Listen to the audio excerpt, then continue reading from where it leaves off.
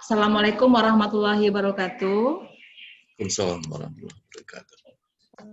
Puji dan syukur kita sampaikan kepada Allah Subhanahu wa taala atas berkah rahmat hidayah kita semua dalam keadaan sehat dan dapat berkumpul pada pagi hari ini untuk sebuah kegiatan akademik yakni kuliah sistem politik.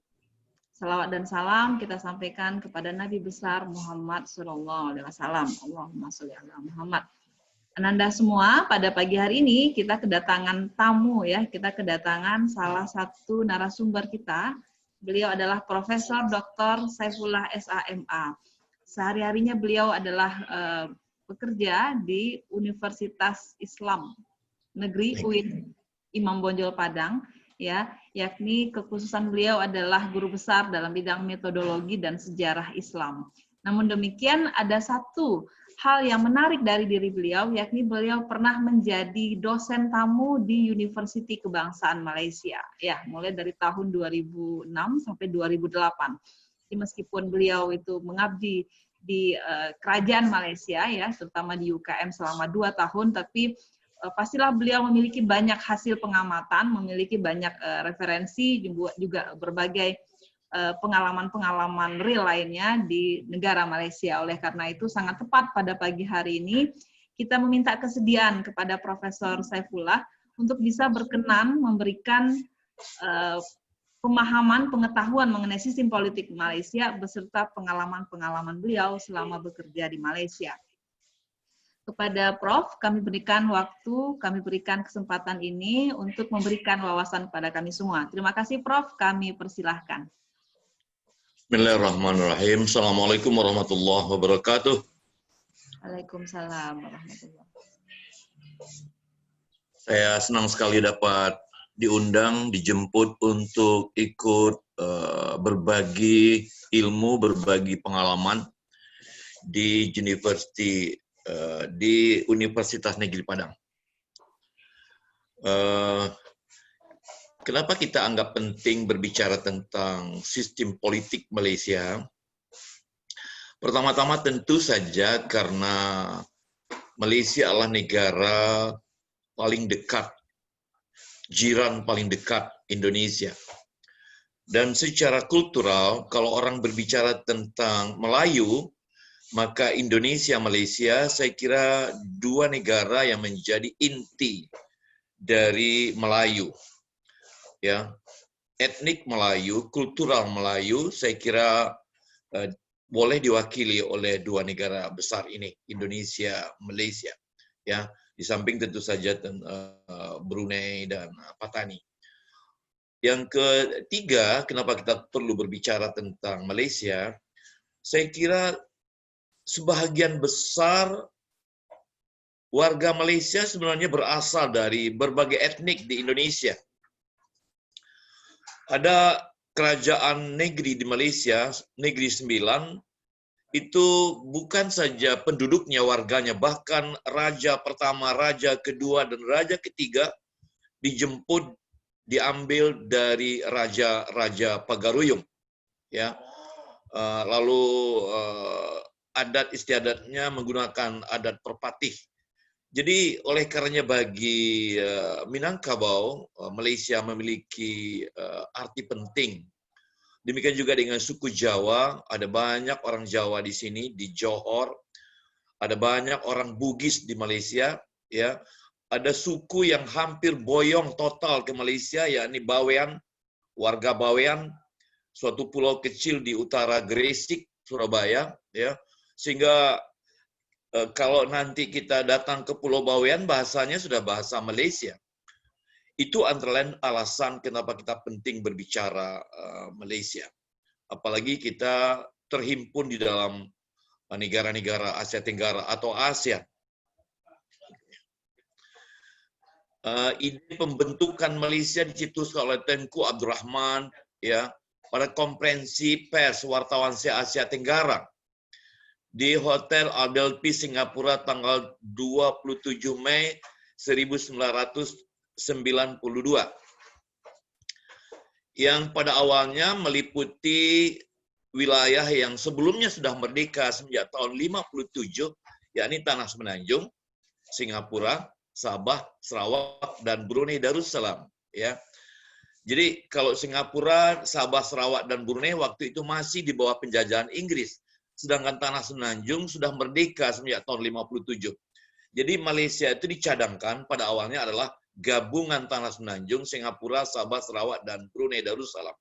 Ya, kenapa perlu dibentuk Malaysia? Menurut orang Malaysia, yang pertama dari faktor keamanan.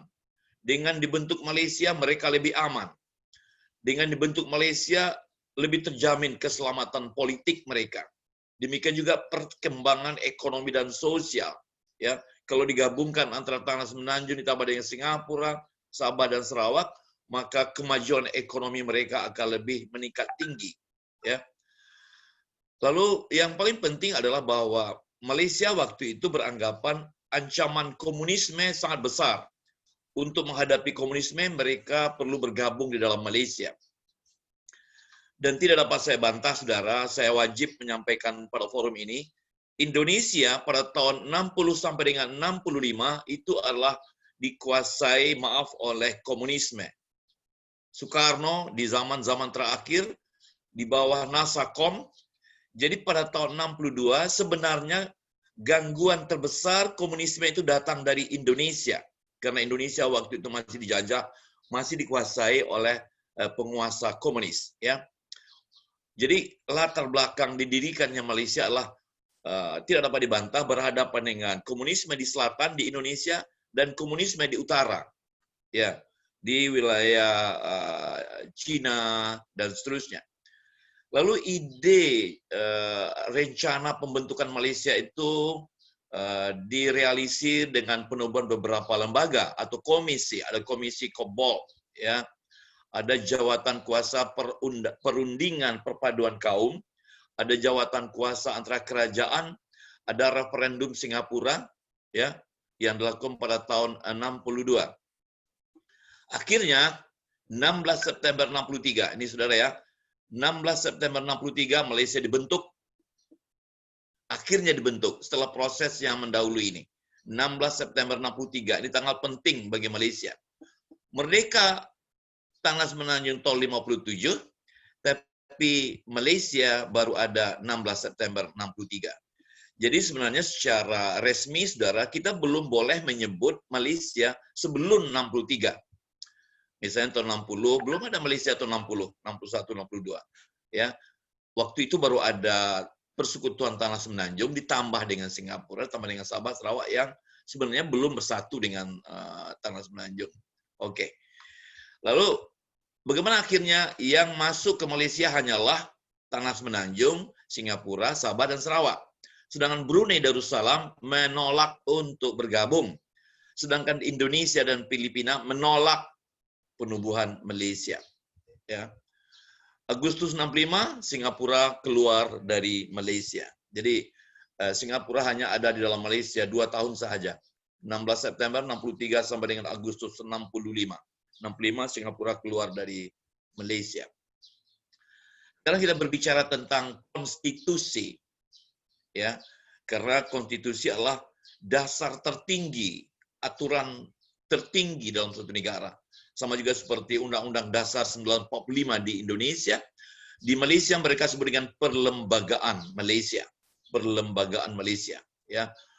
Perlembagaan dalam bahasa kita, dalam bahasa umum disebut dengan konstitusi, merupakan undang-undang asas dan tertinggi di Malaysia. Ya. Perlembagaan mengandung ketentuan mengenai agama, bahasa, kewarganegaraan, sistem pemerintahan, hak-hak azazi. Ya. Perlembagaan konstitusi di Malaysia dapat dibedakan menjadi yang tertulis, ya, dan yang tidak tertulis. Yang tertulis itu perlembagaan persekutuan yang sekarang digunakan menjadi dasar negara Malaysia, lalu perlembagaan negeri, lalu undang-undang negeri yang disusun oleh parlemen, dan ada juga yang tidak tertulis, yakni akta parlemen dan keputusan adat. Sekarang kita masuk secara lebih khusus kepada hal yang berkaitan dengan pemerintahan Malaysia. Malaysia adalah negara monarki. Saya kira sudah diajarkan juga bahwa sistem pemerintahan itu ada yang republik, ada yang monarki. Malaysia memilih, karena itu yang lebih sesuai untuk mereka adalah negara monarki, kerajaan, ya, yang berdasarkan kepada perlembagaan konstitusi dan demokrasi. Pemerintahan dilaksanakan atas sistem trias politika terbatas. Saya menambahkan kata-kata terbatas. Trias politika terbatas. So nanti ada banyak yang berbeda dengan trias politika yang digunakan di Indonesia. Ya, ya. Pada puncaknya dipegang oleh raja atau yang di Pertuan Agong. Pada puncaknya. Ya. Ada kekuasaan legislatif atau parlemen yang terdiri atas anggota Dewan Negara. Anggota Dewan Negara disebut juga dengan Senat, terdiri atas 70 orang, dan anggota Dewan Rakyat. Ya, mungkin kalau di Indonesia Dewan Negara itu sama dengan Dewan Perwakilan Daerah atau DPD.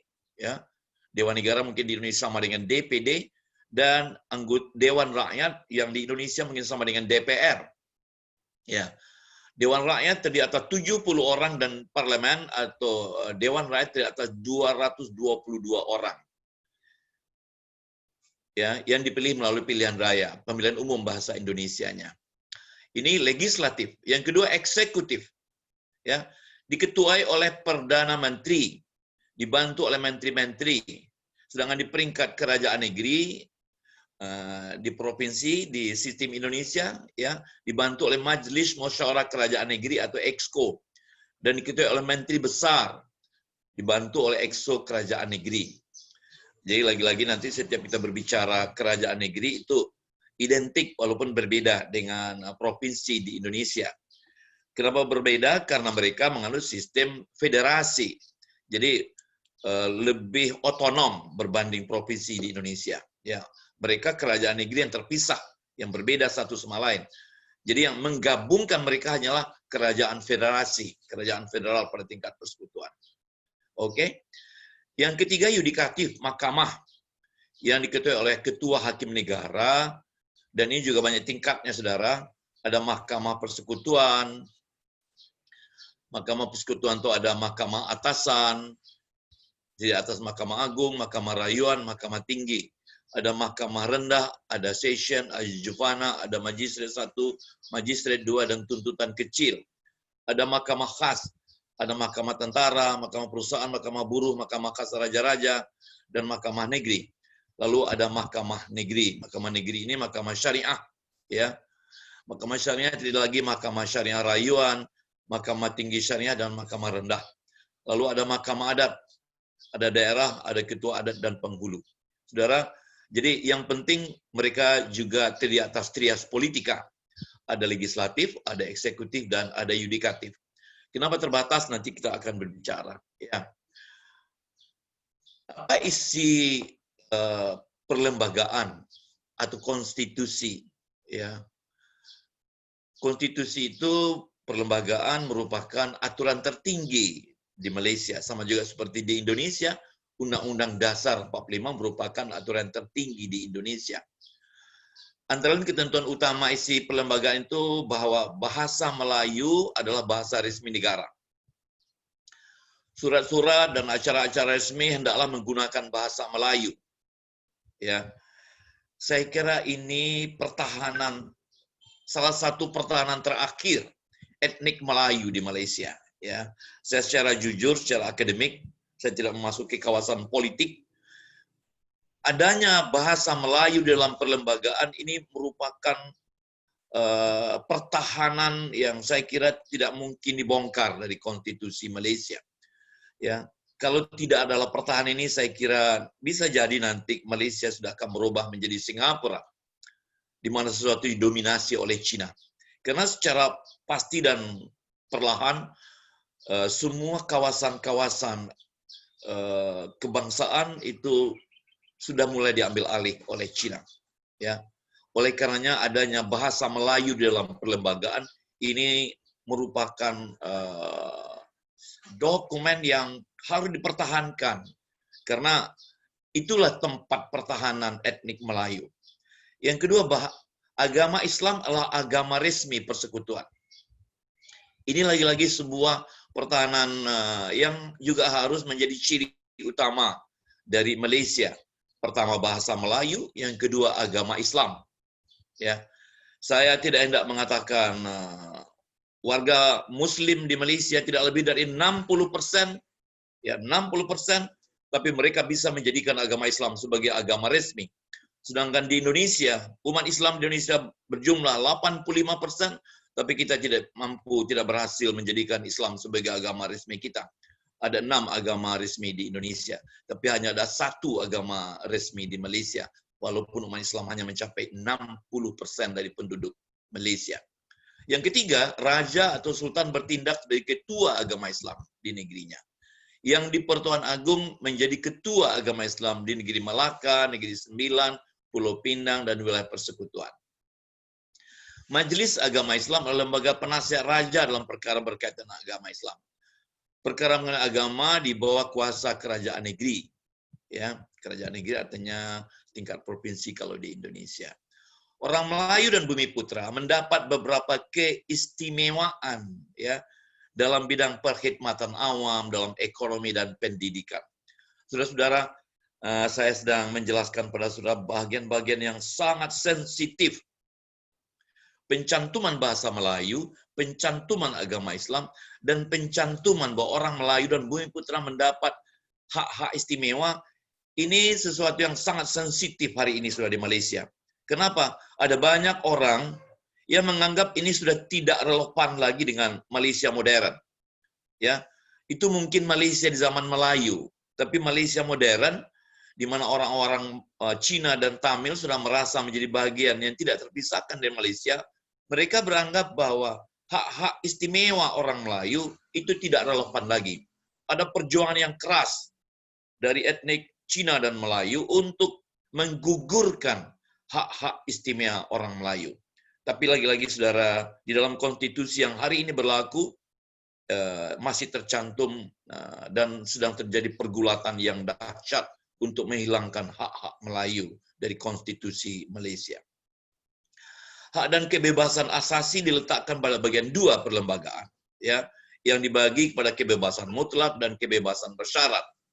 Masalah kewarganegaraan terdapat pada bagian 3 perlembagaan. Ada 4 cara untuk memperoleh kewarganegaraan. Oke. Wilayah Malaysia itu apa saja? Ya, ada wilayah persekutuan dan ada wilayah kerajaan negeri. Jadi kalau Anda berbicara Malaysia, mana saja wilayahnya? Kalau Indonesia dari Sabang sampai Merauke. Malaysia ada 2 wilayah Malaysia. Yang pertama wilayah persekutuan, ya, seluruh wilayah kerajaan negeri dan secara khusus Kuala Lumpur, Labuan, dan Putrajaya. Kuala Lumpur itu menjadi wilayah persekutuan. Dan Labuan dan juga Putrajaya. Kuala Lumpur dianggap adalah persekutuan karena dia bekas ibu kota, Putrajaya wilayah persekutuan kan sekarang menjadi ibu kota, sedangkan Labuan ini menjadi wilayah istimewa. Ketiga-tiganya kita sebut sebagai wilayah persekutuan yang dipimpin langsung oleh yang di Pertuan Agung dan PM. Jadi Kuala Lumpur pimpinannya adalah yang di Pertuan Agung, demikian juga dengan Labuan dan Putrajaya. Lalu ada wilayah kerajaan negeri, ada 13 wilayah kerajaan negeri, saudara. 13 wilayah kerajaan negeri. Saya senang sekali saudara dapat menyimak ini ya, bahasa-bahasa yang sangat muluk dari nama-nama kerajaan ini. Kerajaan Perlis Indrakayangan, dipimpin oleh Raja dan Menteri Besar. Kerajaan Negeri Sembilan Darul Khusus, di bawah yang di Pertuan Besar, Negeri Sembilan, dan Menteri Besar. Kesultanan Darul Kelantan Darul Naim, dipimpin oleh Sultan dan Menteri Besar. Jadi saudara akan ada dipimpin oleh Raja, dipimpin oleh yang di Pertuan Besar, dipimpin oleh Sultan. Ya. Perak Darul Rizwan dipimpin oleh Sultan, Pahang Darul Makmur dipimpin oleh Sultan, Selangor Darul Ehsan dipimpin oleh Sultan, Kedah Darul Aman dipimpin oleh Sultan, Johor lalu Taksim dipimpin oleh Sultan, Terengganu dipimpin oleh Sultan, Melaka dipimpin oleh yang di Pertua Negeri dan Ketua Menteri. Pulau Pinang dipimpin oleh yang di Pertua Negeri dan Ketua Menteri. Sabah dipimpin oleh yang di Pertua Negeri dan Ketua Menteri. Sarawak demikian juga di ketua negeri dan ketua menteri. Ada ya 9 yang dipimpin oleh raja atau sultan. Perlis Negeri 9, Kelantan, Perak, Pahang, Selangor, Kedah, Johor, Terengganu dipimpin oleh raja atau sultan, sedangkan 4 lagi dipimpin oleh yang di pertua negeri. Karena di Melaka tidak ada kerajaan. Pulau Pinang tidak ada kerajaan, di Sabah tidak ada kerajaan, di Sarawak tidak ada kerajaan.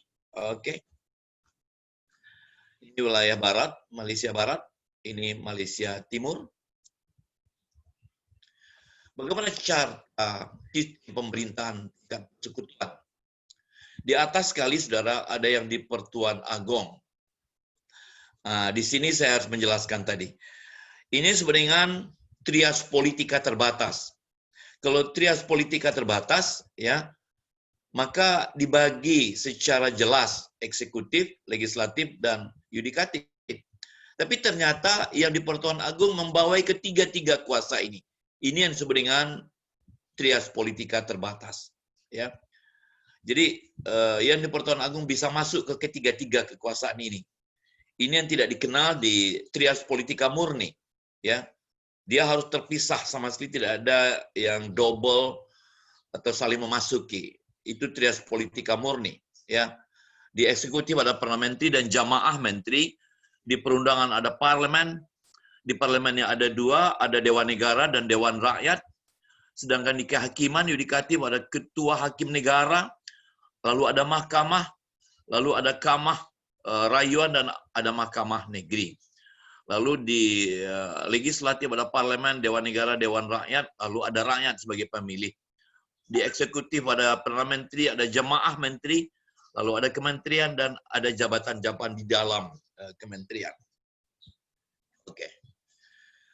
Jadi ada kerajaan persekutuan, ada kerajaan negeri, ada pembagian kekuasaan kewenangan antara kerajaan persekutuan dan kerajaan negeri.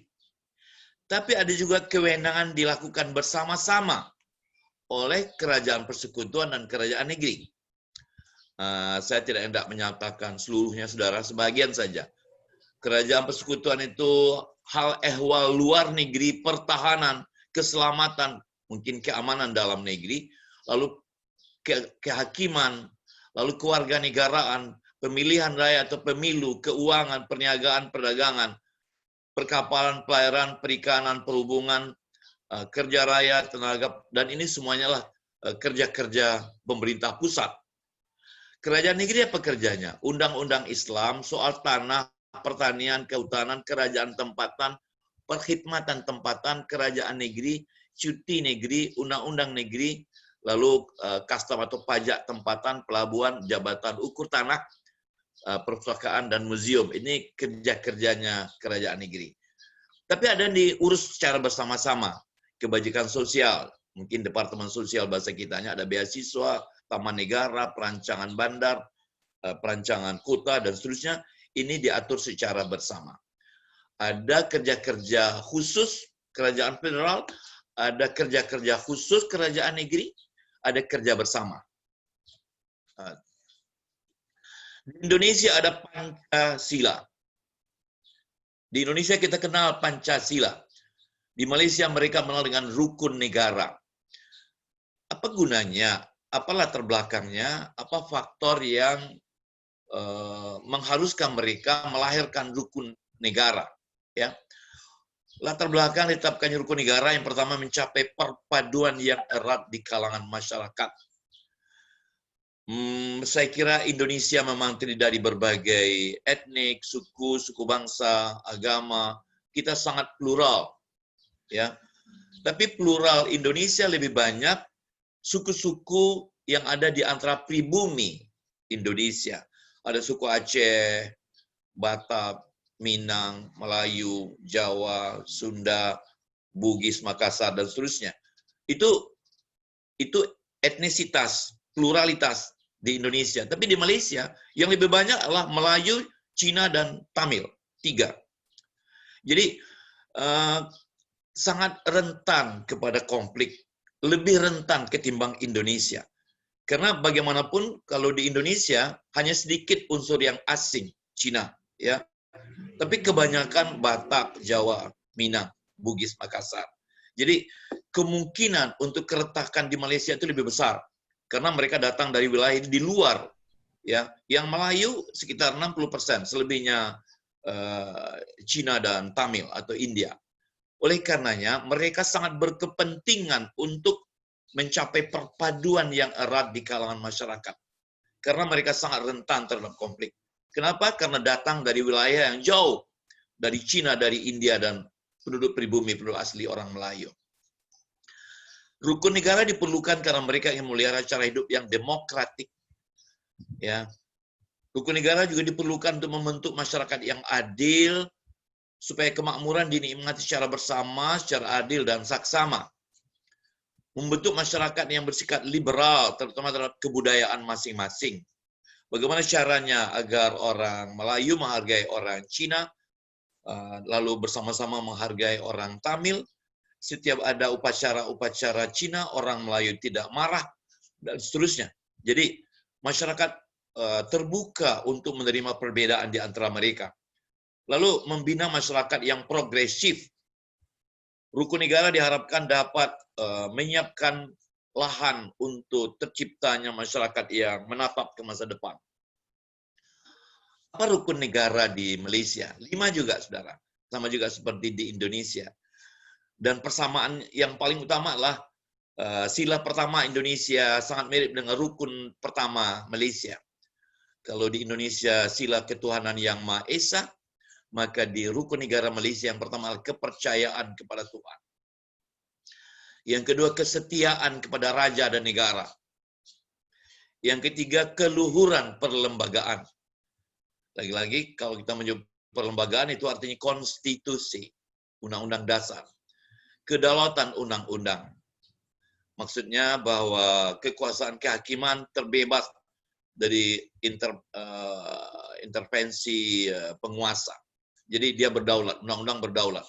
Kesopanan dan kesusilaan. Ya, ini saya kira rukun negara Malaysia. 5 sama seperti Pancasila, ada satu yang mirip, yakni sila pertama, rukun pertama, yakni kepercayaan terhadap Tuhan, dan selebihnya saya kira sesuai dengan kondisi Malaysia. Oke, bendera Malaysia, mereka menyebutnya dengan jalur gemilang.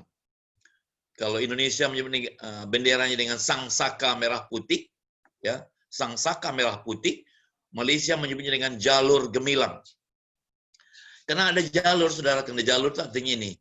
Garis-garis ini disebut dengan jalur. Ya, jalur. Ada jalur berwarna merah, ada jalur berwarna putih. Semua jalur ini jumlahnya, saudara, 14. Jalurnya berjumlah 14. Yang merah tambah putih ini jumlahnya 14. Apa artinya itu? Ya, melambangkan jumlah negara bagian, Johor, Kedah, Kelantan, Melaka, Negeri Sembilan, Pahang, Pulau Pinang, Perak, Perlis, Sabah, Sarawak, Selangor, dan Kerajaan Persekutuan. Ada 13 kerajaan negeri dan 1 kerajaan persekutuan sehingga berjumlah 14. 13 tambah 1. Bahagian yang berwarna biru, ya, di sebelah kiri atas melambangkan perpaduan ras. Bulan sabit melambangkan agama Islam, agama resmi Malaysia. 14 sinar bintang ini, ada 14 sinar bintang ini melambangkan lagi-lagi perpaduan 13 negeri dan kerajaan persekutuan. Warna kuning pada bulan dan bintang, warna kuning pada bulan dan bintang, warna diraja bagi duli-duli yang maha mulia, raja-raja, dan yang di Pertuan Agong. Warna merah di jalur gemilang ini melambangkan keberanian. Warna putih di jalur gemilang ini melambangkan kesucian. Sedangkan warna biru adalah melambangkan perpaduan. Oke. Lambang negara Malaysia itu seperti ini, saudara. Orang Malaysia menyebut dengan jata negara Malaysia. Ya. Jadi ada lambang negara, ada, tapi oleh mereka disebut dengan jata Malaysia. Merupakan lambang persekutuan tanah Melayu yang telah diperkenankan dan diwartakan oleh raja-raja Melayu pada bulan Mei tahun 52. Ya, reka bentuk jata ini telah disuarakan oleh Jabatan Ukur dan menggunakan 6 warna. 6 warna. Warna kuning, bintang, bulan sabit, dan pita adalah warna kerajaan bagi raja-raja Malaysia. Bulan bintang, ya, itu melambangkan Islam sebagai agama resmi. Bintang bersudut 14 menandakan persatuan 13 negara dan wilayah persekutuan. Lambang negara anggota, di antara anggota ada perisai, ada 5 buah keris, melambangkan 5 negara anggota, Johor, Kedah, Perlis, Kelantan, dan Terengganu, yang tidak tergabung di dalam negara-negara Melayu bersekutu pada tahun 1895 sampai dengan 1946. Sedangkan 4 jalur warna melambangkan anggota yang tergabung dalam negara-negara Melayu bersatu. Ya, anggota kiri perisai terdapat pohon pinang dan jembatan menandakan negara anggota Pulau Pinang, ya, dan seterusnya, saudara. Harimau adalah menopang perisai, simbol kekuatan dan keberanian. Sedangkan semboyan bersekutu bertambah mutu. Ini tulisan yang terdapat di dalam. Bersekutu bertambah mutu. Ada tulisan Melayunya, ada tulisan Arab. Kalau dalam bahasa Malaysia ini tulisan Jawi namanya, saudara. Bersekutu bertambah mutu. Ya, ditulis dengan huruf Latin sebelah kiri dan huruf Jawi di sebelah kanan. Itu maknanya bahwa mereka ingin bersatu untuk menambah martabat Malaysia di masa yang akan datang. Kepala negara pemegang kekuasaan tertinggi Malaysia adalah Sri Paduka Baginda Yang di-Pertuan Agong, yang dipilih dari 9 Sultan Negeri Melayu untuk jabatan 5 tahun. Jadi orang Cina tidak akan mungkin jadi Yang di-Pertuan Agong. Orang kebanyakan Melayu pun tidak bisa diangkat menjadi Yang di-Pertuan Agong. Yang di-Pertuan Agong hanyalah dipilih dari raja-raja Sultan Negeri yang tadi sudah kita sampaikan. Yang mereka dipilih sekali 5 tahun. Ya, Yang di-Pertuan Agong berfungsi sebagai kepala negara. Kepala negara. Saya tidak mengatakan bahwa jabatan sebagai kepala negara hanyalah seremonial seperti di Indonesia. Kalau di Indonesia jabatan kepala negara hanyalah jabatan seremonial, tapi di Malaysia mereka memiliki fungsi-fungsi khusus. Ya. Ini Yang di-Pertuan Agong terkini. Ya, Sultan Abdullah Riayatuddin Al-Mustafa Billah Shah, ini dia datang dari Pahang. Umurnya sekarang 61 tahun. Dia merupakan Yang di-Pertuan Agong Malaysia ke-16 dan Sultan Pahang yang ke-6. Dinobatkan jadi Sultan 15 Januari, ya, dan dinobatkan menjadi Yang di-Pertuan Agong, ya, 24 Januari. Dinobatkan jadi Sultan Pahang 15 Januari 2019, dinobatkan jadi Yang di-Pertuan Agong hanya beberapa hari kemudian, ya. Berarti memang dia dipersiapkan untuk menjadi Yang di-Pertuan Agong, sehingga beberapa waktu ayahnya turun takhta digantikan oleh anaknya, lalu anaknya itu nanti dinobatkan jadi Yang di-Pertuan Agong. Oke. Sekarang kita masuk ke kuasa yang pertama, kekuasaan eksekutif. Kekuasaan eksekutif dipimpin oleh Perdana Menteri yang harus berasal dari anggota Dewan Rakyat, ya, yang menurut Yang di-Pertuan Agong memimpin kelompok mayoritas dalam parlemen. Jadi, saudara, Perdana Menteri adalah anggota Dewan Rakyat, bukan di luar Dewan Rakyat. Kalau di Indonesia misalnya, yang menjadi Perdana Menteri, tapi sayang Indonesia tidak menganut sistem Perdana Menteri, ya, harus anggota DPR dan bukan orang di luar DPR. Oke? Dan dia harus memimpin mayoritas di DPR itu. Kalau ada 222 anggota DPR, dia harus mencapai angka 112 atau lebih. Minimal 112. itu berarti 50% tambah 1, karena anggota DPR itu 222. Yang boleh diangkat menjadi menteri orang yang bisa mengumpulkan 112 anggota parlemen. Sedangkan anggota kabinet, maksudnya jamaah menterinya merupakan anggota parlemen. Oke. Ini Perdana Menteri kita sekarang. Ya. Muhyiddin bin Haji Muhammad Yassin. Kelahiran Muar. Sekarang umurnya 73 tahun. Ya. Dia ini jabatannya udah banyak sudah. Dia pernah jadi timbalan Perdana Menteri. Ya. Wakil Perdana Menteri, bahasa kitanya timbalan Perdana Menteri, bahasa Malaysianya. Pernah jadi wakil ketua Barisan Nasional. Lalu wakil presiden Organisasi Nasional Melayu Bersatu. Lalu pernah menjadi bagian dari Pakatan Harapan, ya. Sekarang dia sudah menyalip di tikungan dan sekarang menjadi Perdana Menteri. Setelah adanya krisis politik Malaysia beberapa waktu yang lalu, ya. Sebenarnya dia termasuk mula-mula termasuk oposisi melawan Najib bersama-sama dengan Anwar Ibrahim dan Mahathir Mohamad membentuk Pakatan Rakyat. Setelah beberapa tahun, seketika Mahathir sudah berjanji untuk menyerahkan kepada Anwar, lalu Mahathirnya mundurkan diri, Muhyiddin Yassin menyalip di tikungan dan dia akhirnya jadi Perdana Menteri. Ini Kementerian Malaysia, ya, Kementerian di Malaysia.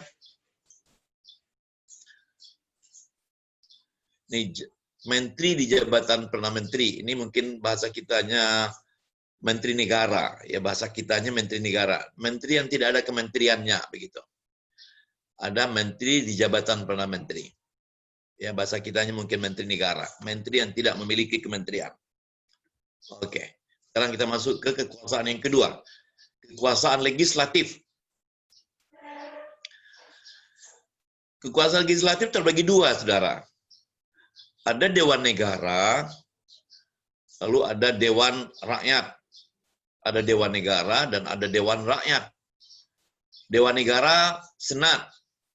Dalam bahasa Indonesia, dalam sistem Indonesia disebut dengan DPD. DPD, ya. Dewan Negara atau bahasa Melayunya untuk Senat, ya, adalah Majelis Tinggi dari Parlemen Malaysia. Dewan Negara terdiri dari 70 senator. 26 dipilih oleh Majelis Legislatif Negara Bagian. Berarti mungkin dua orang dari setiap negara bagian sehingga berjumlah 26. Sama juga seperti di Indonesia, DPD itu adalah 4 orang dari setiap provinsi. Ya, kalau Malaysia 2 orang dari setiap negara bagian menjadi 26 orang. Sedangkan yang 44 anggota dari 70, seluruhnya 70, 26 dipilih dari negara bagian, 44 ditunjuk oleh Di-Pertuan Agong yang terdiri dari 4 orang ditunjuk mewakili wilayah federal. Ya. 40 ditunjuk oleh Di-Pertuan Agong, 4 orang ditunjuk oleh mewakili wilayah federal. Jadi seluruhnya 70 orang anggota Senat. Sekarang pimpinan Senat sekarang adalah presidennya Rais Yatim. Wakil presidennya Abdul Halim Abdul Samad. Sekretarisnya Radwan Rahman. Komposisinya 70 orang senator atau ahli Dewan Negara. Ini saudara, kita boleh juga berbangga. Rais Yatimnya adalah keturunan Minangkabau yang sangat sukses. Politisi yang sangat sukses.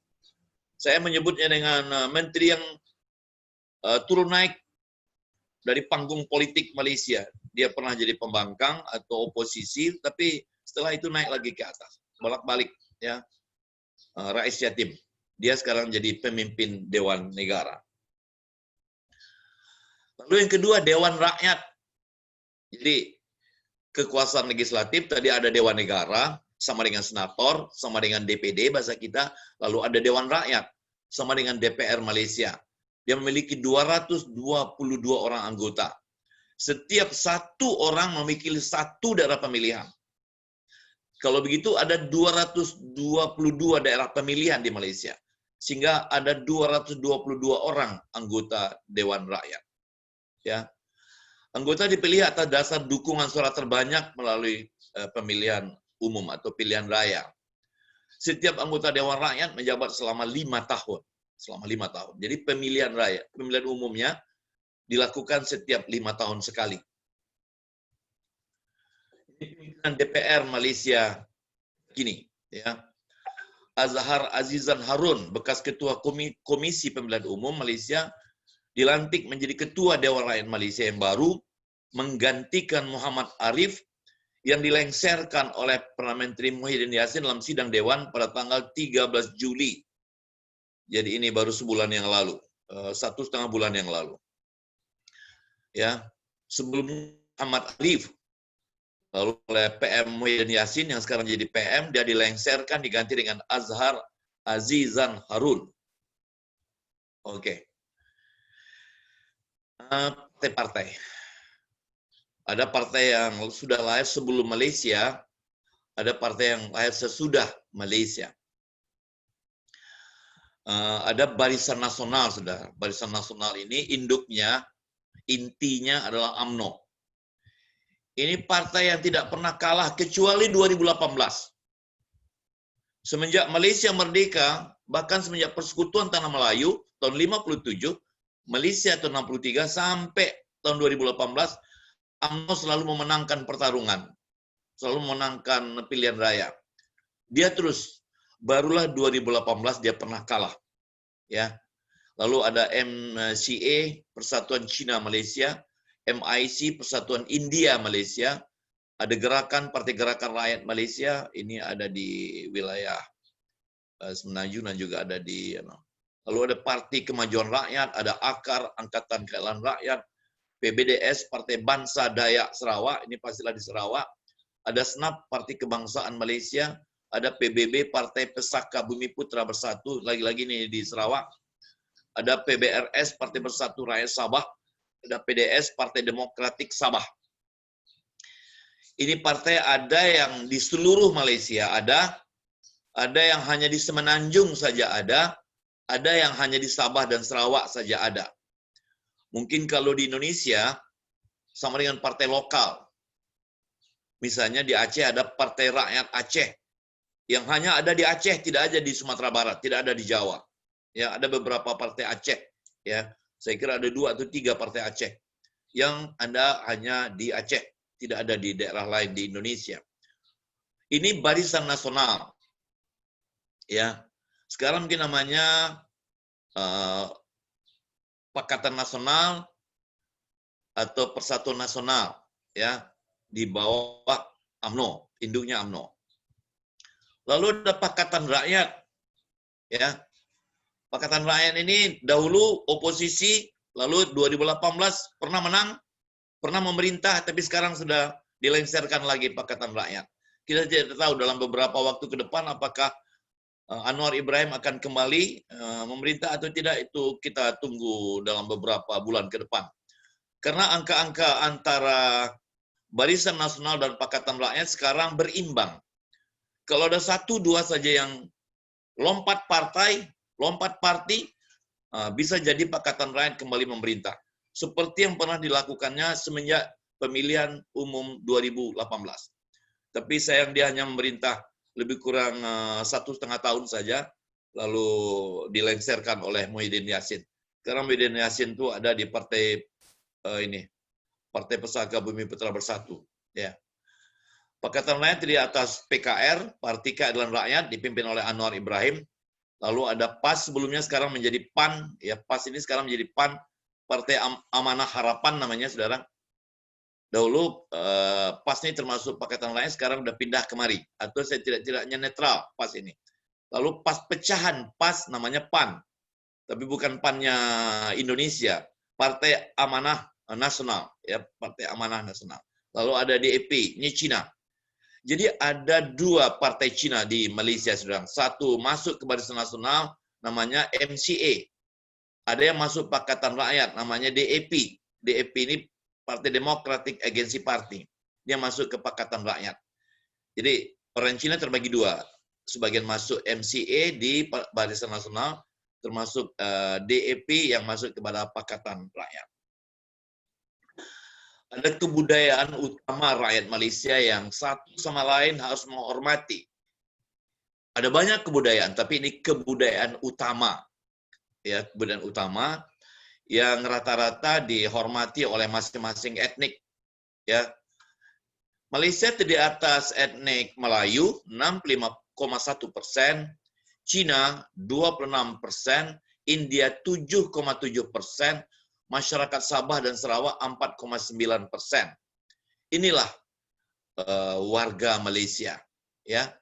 Melayu 65,1, Cina 26, India 7,7 dan Sabah Sarawak mungkin intinya Dayak, ya, Sabah Sarawak, Dayak sama Melayu itu 4,9.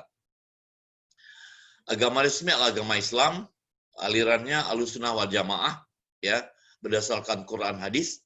Hari besarnya Idul Fitri, Idul Adha, Nuzul Quran, Maulid Nabi, dan awal Muharram. Ada kepercayaan masyarakat Cina, Taoisme, Konfusianisme, hari besarnya Tahun Baru Cina, Imlek, Cap Gomeh, dan Qingming. Ada kepercayaan masyarakat India, adalah Hindu, yang berasas pada Trimurti, hari besarnya Dewa Bali, Taipusan, dan Taipongal. Ada kepercayaan Sabah dan Sarawak, dahulunya anisme, sekarang Islam dan Kristen. Oke, saya kira kita sudah sampai ke ujung acara. Saya kembalikan kepada Ibu Susi. Silakan. Baik, terima kasih banyak Prof atas penjelasan yang mencerahkan kami semua. Nah, Ananda semua, sekarang waktunya ya kita memberikan pertanyaan, kita ingin menyampaikan gagasan-gagasan kita terkait dengan sistem politik Malaysia. Kepada mahasiswa, Ibu beri waktu dan kesempatan. Silakan.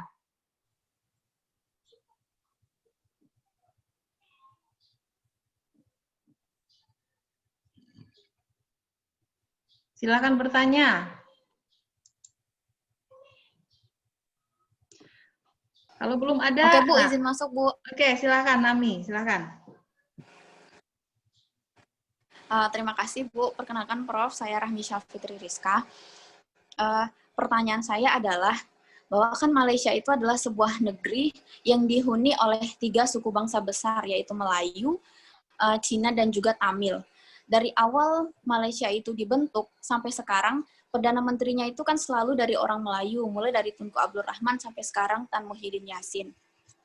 Pertanyaan saya adalah, bagaimana dengan hasrat untuk menduduki jabatan Perdana Menteri dari etnis-etnis lain itu di Malaysia? Apakah sama seperti di kita gitu, seperti Ahok misalnya kan yang dari Cina, terus kan bisa akhirnya menduduki jabatan pemerintahan gitu, walaupun tidak menjadi presiden gitu kan, tapi dia bisa di gubernur. Nah, bagaimana dengan bangsa etnis lain di Malaysia itu, Prof?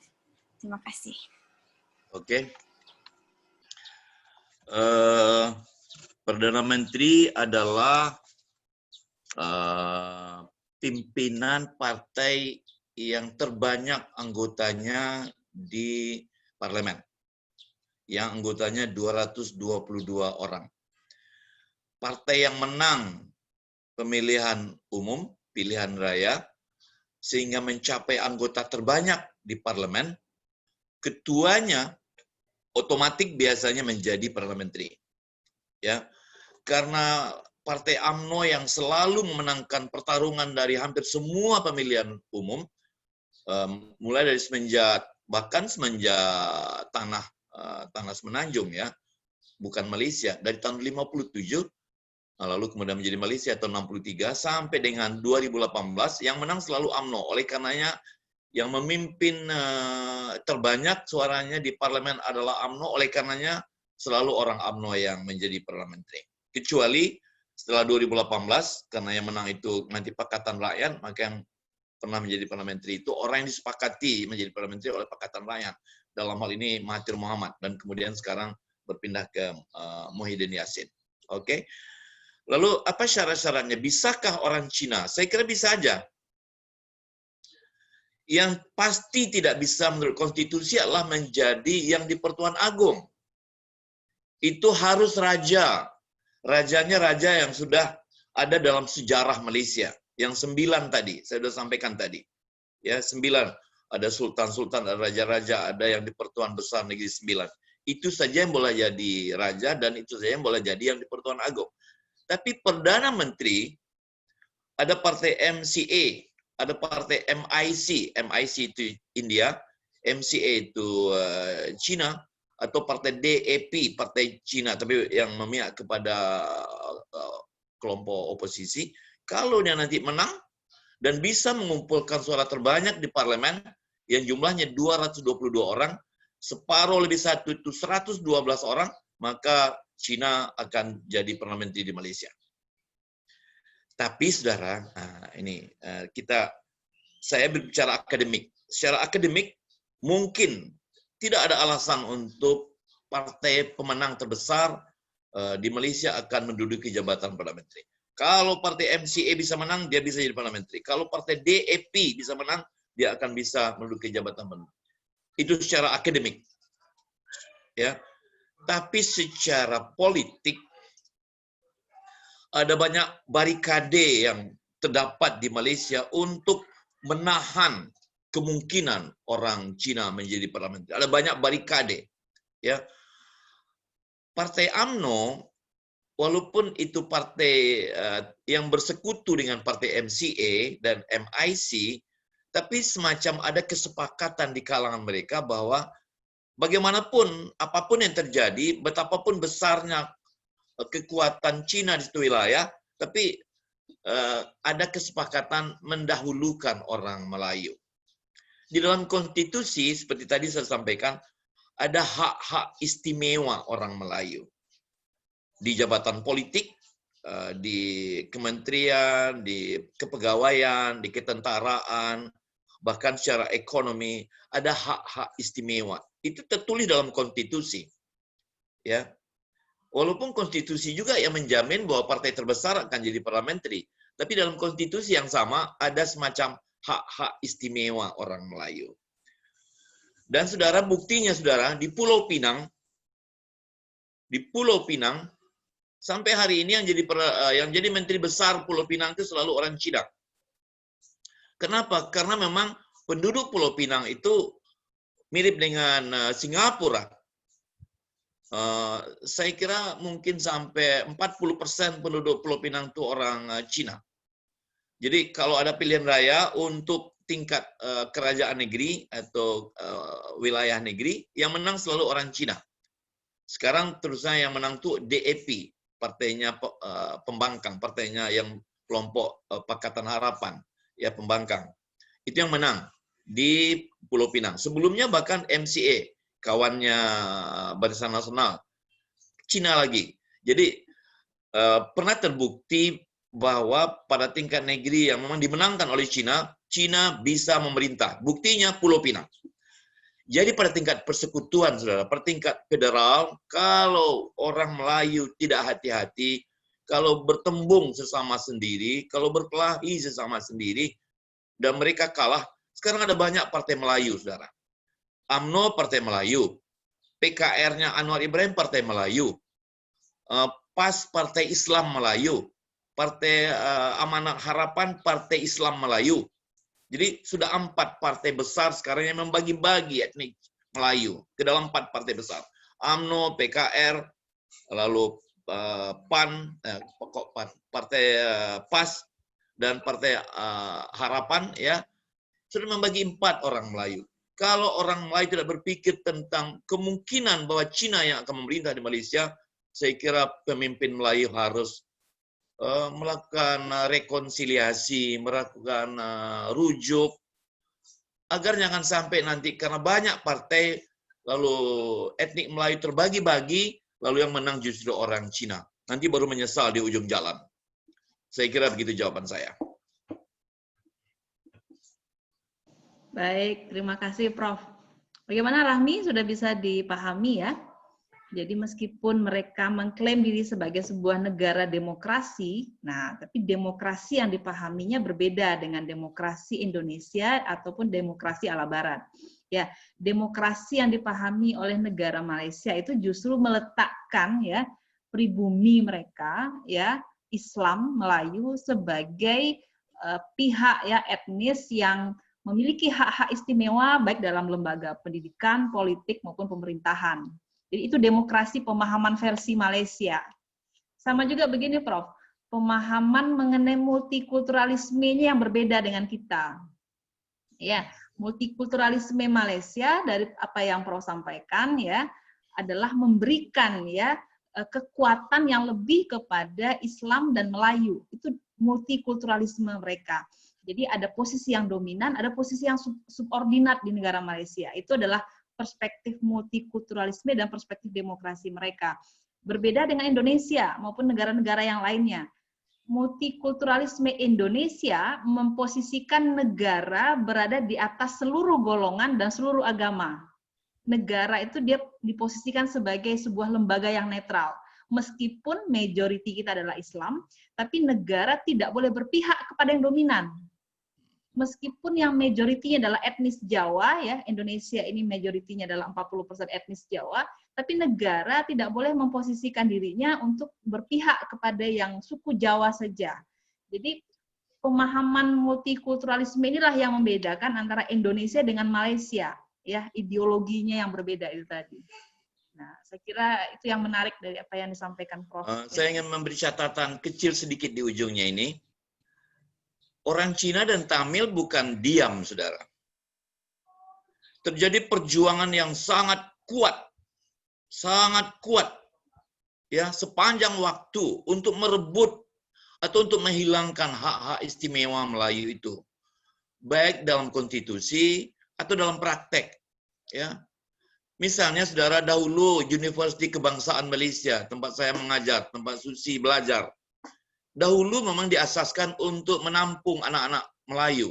Dahulu. Tapi sekarang anak-anak Cina sudah masuk di Universiti Kebangsaan. Saya, walaupun saya fakulti Islam, saya juga mengajar orang-orang Cina. Dan mereka, karena mereka lebih agresif, dan maaf, lebih pintar juga, kadang-kadang orang terkesan dengan kehadiran mereka yang walaupun sedikit, tapi memiliki dampak yang luas. Itu contoh saja. Dan ada juga university yang sekarang full Cina. Ada. Lim Kok Hing namanya, saudara. Itu university yang full Cina. Ya, sedikit saja Melayunya. Dahulu Universiti Kebangsaan dimaksudkan untuk menampung Bumi Putra. Sekarang Cina juga ada masuk. Dahulu bahwa kalau dibikin sekian petak toko harus ada untuk Melayu sekian. Sekarang namanya Melayu tapi nanti yang punya Cina. Ada banyak toko yang namanya Melayu, tapi pemilik sebenarnya sudah Cina. Karena si Melayu tidak punya uang, tidak punya modal, tidak punya keahlian, tidak punya manajemen, lalu nanti diserahkan pada orang Cina. Mereka namanya saya di depan. Mereknya saja yang Melayu, tapi sebenarnya sudah punyanya Cina. Makin lama makin banyak. Posisi-posisi yang tadinya didominasi, diperuntukkan bagi Melayu, sedikit demi sedikit dengan perjuangan yang tidak kenal lelah, direbut oleh Cina. Jadi lagi-lagi, saudara, jangan terlalu terlena dengan kata-kata bahwa orang Melayu diberi hak istimewa, bahwa Islam ada dalam konstitusi, bahasa Melayu adalah bahasa resmi. Kalau tidak hati-hati, maka orang Melayu akan kehilangan sedikit demi sedikit tanpa terasa. Sama juga seperti di Indonesia, ya. Sekarang sudah terlalu banyak dominasi Cina. Demikian. Silakan lanjutkan. Ya, baik, terima kasih Prof. Silakan, kita masih ada waktu sekitar 10 menit lagi. Satu pertanyaan lagi, silakan.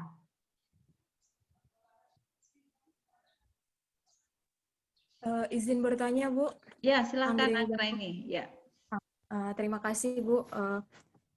Prof, di sini saya ingin bertanya, Prof. Berbicara mengenai sistem politik, pasti tidak terlepas dari budaya politik. Nah, dari 3 penggolongan budaya politik yang parokial, subjek, serta partisipan, kira-kira Malaysia masuk budaya politik yang mana dan apa yang mempengaruhinya, Prof? Apakah hak-hak istimewa Islam Melayu tadi juga menjadi salah satu faktor yang mempengaruhi budaya politik di Malaysia? Terima kasih, Prof.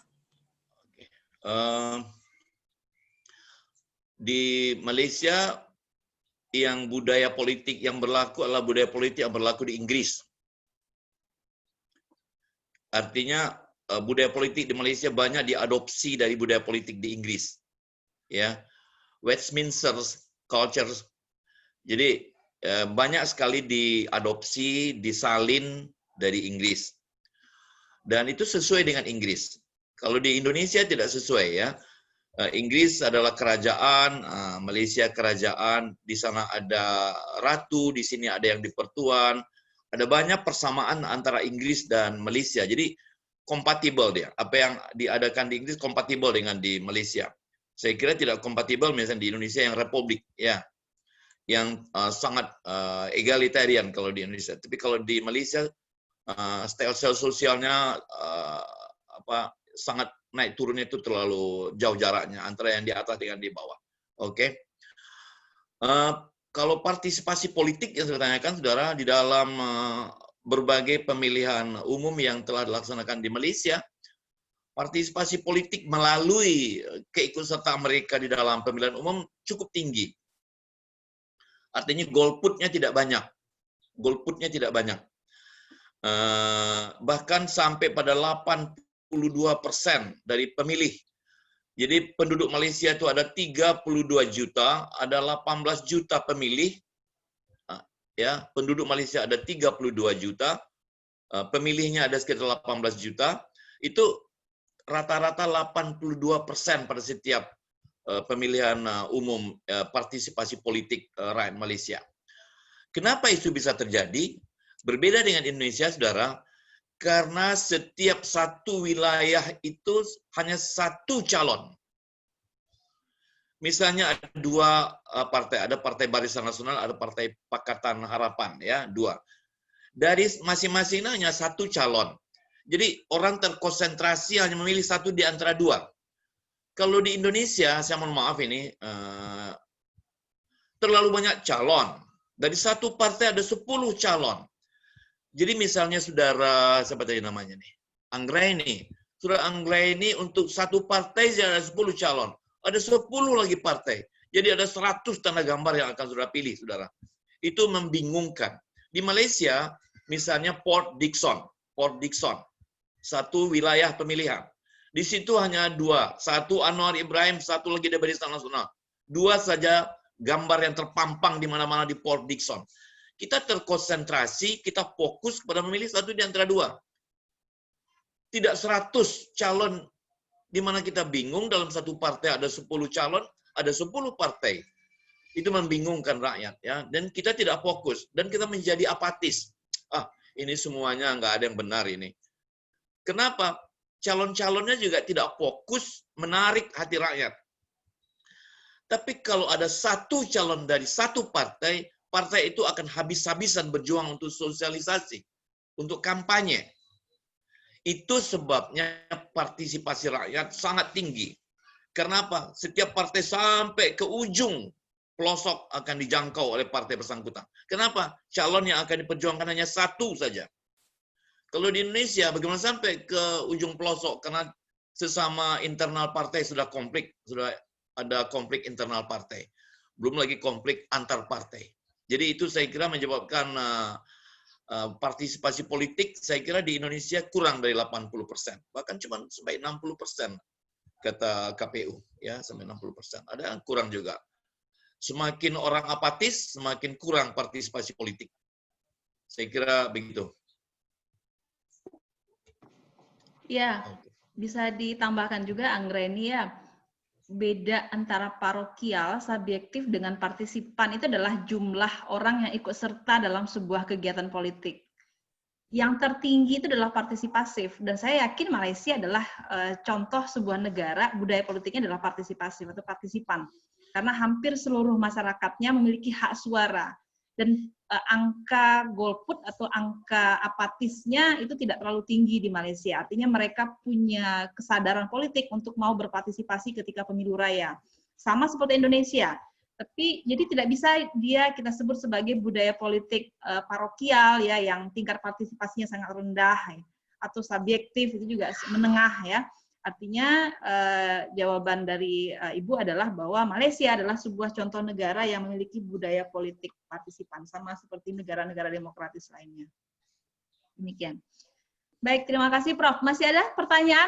Sedikit Bu Susi. Ya, silakan Ibnu Halomon. Perkenalkan Prof, nama saya Ibnu Halomuan. Begini Prof, berbicara tentang politik di Malaysia, bagaimana tim oposisi di sana Prof? Apakah yang menentang pemerintahan sebuah Pertuan Agung di sana akan mendapat pencekalan yang begitu mendalam Prof? Maksudnya hak berbicara oposisi di sana apakah dibatasi atau gimana begitu Prof? Mohon penjelasannya Prof, agar kami bisa membandingkannya dengan negara kami Prof. Terima kasih Prof. Ibnu Haloman, ya, halak kita. Halak kita, Horas. Halak kita doh, halak kita. Saya 2 tahun di Malaysia dan banyak membaca Malaysia dan agak sedikit tahu tentang karakter, ya. Malaysia adalah negara kerajaan, negara feodal, ya, negara feodal. Rakyat di situ strata sosialnya itu begitu terasa, stratifikasi sosialnya begitu terasa. Ini raja, ini wakilnya, ini kerabat kerajaan, ini dan seterusnya sampai ke bawah, sampai ke rakyat. Ibnu Holoman, saya berikan satu contoh yang sederhana. Saya jadi dosen, jadi pensyarah kanan di Universiti Kebangsaan Malaysia. Saya punya mobil, kereta bahasa Malaysianya. Mobil saya tidak boleh saya letakkan dekat mobil dekan. Mobil saya, walaupun cantik, walaupun bagus, tidak boleh saya letakkan dekat mobil dekan. Mobil dekan sudah ada mereknya, dekan. Ya, mobil saya yang dosen biasa ini harus agak jauh sedikit dari mobil dekan. Saya kira ini contoh yang sangat sederhana ini bisa ditafsirkan oleh Ibnu Haloman tentang stratifikasi sosial, tentang kelas-kelas sosial. Apakah mereka seperti kasta-kasta? Tidak. Mereka demokratis. Cuman terus terang karena mereka negara feodal, bukan negara republik. Ya seperti ketika saya hidup di Jogja juga. Ketika saya sekolah di Jogja, di Keraton Yogyakarta, itu stratifikasi sosial juga lebih terasa ketimbang kita di Sumatera Barat. Sumatera Barat ini mau jadi gubernur, mau jadi penghulu, itu semua datar aja saudara. Kita sangat egalitarian. Orang Padang ini sangat egalitarian. Ya, Anda jadi gubernur, ya silakan aja jadi gubernur. Itu jabatan hanya ditinggikan seranting di sini, saudara. Didahulukan selangkah, tidak 1000 langkah, tidak 1000 ranting. Orang Padang ini sangat egaliter, semuanya dipandang rata aja, nggak ada yang terlalu istimewa. Ya, itu sangat berbeda dengan Malaysia. Seperti saya contohkan tadi, mobil saya yang dosen biasa ini tidak boleh dekat mobil dekan. Mobil dekan tuh mungkin pegawai kanan, pegawai senior itu yang boleh dekatnya. Itu seterusnya. Kalau saya berjalan dekat dekan, saya jangan di sampingnya, saudara. Saya harus berjalan di belakangnya. Saya kira ini kalau kita bawa ke tingkat politik, saya kira juga begitu, saudara. Ya, adakah di sana demonstrasi? Ada. Unjuk rasa? Ada. Ya, bahkan ada namanya kelompok bersih. Itu mereka yang selalu berjuang untuk agar pemilihan raya ini jangan main suara dipermain-mainkan. Itu namanya kelompok bersih, saudara. Agak sering demonstrasi. Cuman tidak sesering Indonesia. Indonesia itu 3 kali sehari demonstrasi, saudara. Pagi demonstrasi, siang demonstrasi, malam demonstrasi lagi. Dan bahkan ada barisan yang memang kerjanya demonstrasi. Tinggal dibayar dia sekian rupiah dan sekian nasi ramas, itu dia bukan di sini ya. Kalau di sini agak baik-baik di Padang. Kalau Jakarta itu ada barisan yang bisa disewa untuk demonstrasi. Ya. Di Malaysia demonstrasinya agak jarang dilakukan, dan kalau udah mendesak sekali baru mereka demonstrasi, ya. Dan biasanya tidak demonstrasi jalan pertama yang mereka gunakan, itu jalan terakhir yang mereka gunakan. Apakah boleh melawan yang di Pertuan Agung? Itu hal yang paling tabu di Malaysia, saudara.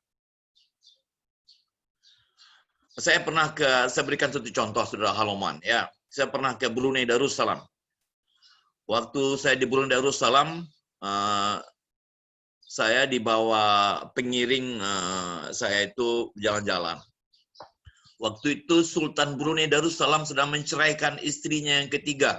Maria, bekas pramugari Brunei Royal. Cantik, luar biasa. Dia berusaha menceraikan itu. Saya hanya ingin bertanya kepada pendamping saya, kenapa Sultan Brunei menceraikan Mariam? Dia marah sudah. Saya tidak boleh bertanya itu. Itu bagian yang sangat terlarang untuk dibicarakan, dipikirkan orang Brunei. Saya kira Malaysia agak seperti itu, tapi tidak separah itu. Ya, jadi janganlah berbicara tentang melengsarkan yang di Pertuan Agung, Raja. Janganlah berbicara tentang mengkritik-kritik Raja atau Sultan. Apalagi yang di Pertuan Agung, saudara.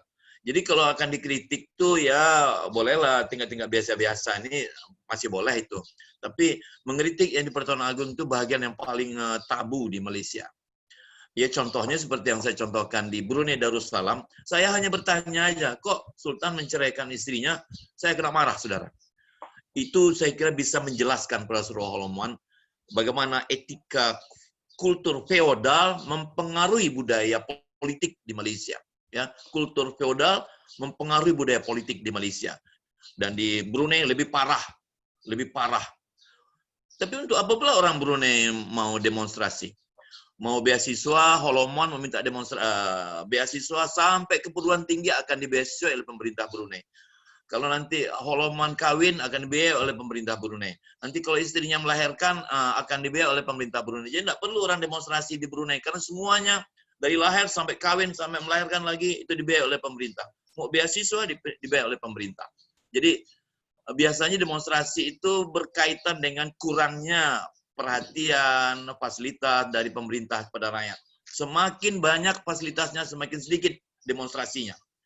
Jadi Ibnu Haloman bisa menerjemahkan kenapa demonstrasi Indonesia banyak. Mungkin artinya, saya mohon maaf, mungkin perhatian pemerintah pada rakyatnya kurang. Saya kira demikian. Iya, baik. Terima kasih, Prof. Pengalaman Ibnu Haloman ketika pergi ke bank ya di Malaysia itu, dan Ibu tidak sengaja melipat ringgit Malaysia, sedangkan di ringgit Malaysia itu dicantumkan gambar rajanya, Ibu kena marah. Tidak boleh melipat uang ringgit Malaysia. Ringgit Malaysia yang diserahkan ke bank ya atau yang dilakukan dalam transaksi ekonomi maupun perdagangan harus dalam keadaan yang licin, yang bagus dan yang baik kondisi uang kertasnya. Karena apa? Di situ ada gambar raja. Jadi betul apa kata Prof tadi, karena ideologi mereka adalah sebuah ideologi yang menggunakan sistem pemerintahan yang feodal, ya, rakyat harus ada rasa takluknya, harus ada rasa tunduknya kepada kerajaan maupun kepada pemerintahannya. Kita bisa lihat tadi ada rukun negara, bahwa yang tertinggi itu adalah yang rajanya.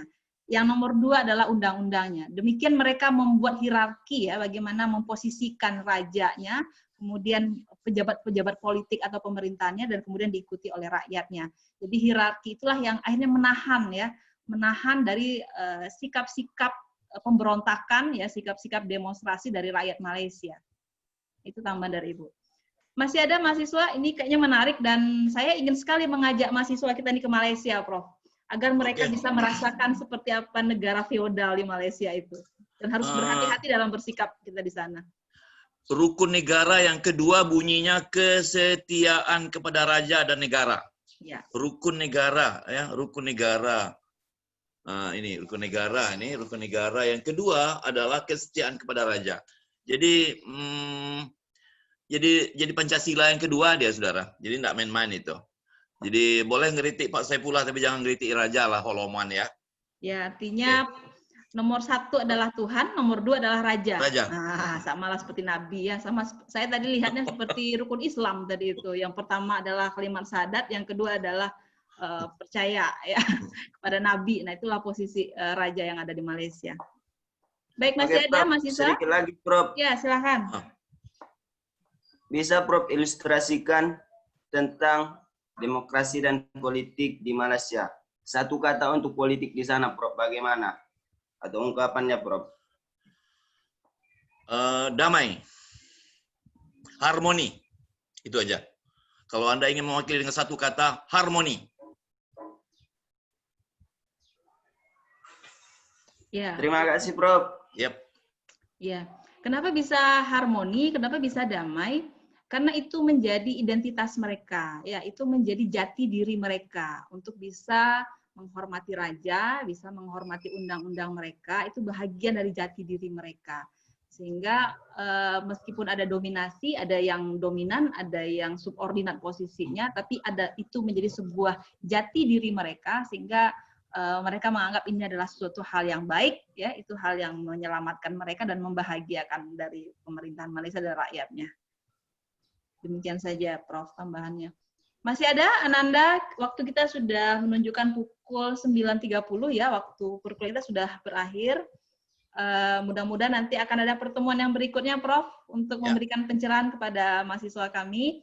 Kami selaku Prodi Magister PPKN mengucapkan terima kasih banyak atas apa yang telah Prof berikan kepada kami semua. Mudah-mudahan Prof sehat, mudah-mudahan Prof bisa terus memberikan ilmu kepada seluruh mahasiswa, kepada seluruh generasi muda yang akan datang, sehingga nanti kita semakin termotivasi untuk bisa belajar dan memberikan yang terbaik untuk diri kita, keluarga, dan negara, dan bangsa serta agama. Kami mengucapkan terima kasih banyak kepada seluruh mahasiswa juga yang telah berkenan hadir pada pagi hari ini. Insya Allah ini akan diupload ke YouTube, hingga nanti kita bisa ulang kembali, simak kembali apa yang menjadi pencerahan dari Prof pada pagi hari ini. Kami selaku Prodi mengucapkan terima kasih sekali lagi, Prof, dan wabillahi taufiq wal hidayah. Assalamualaikum warahmatullahi wabarakatuh. Waalaikumsalam warahmatullahi wabarakatuh. Oke, Haloman, selamat.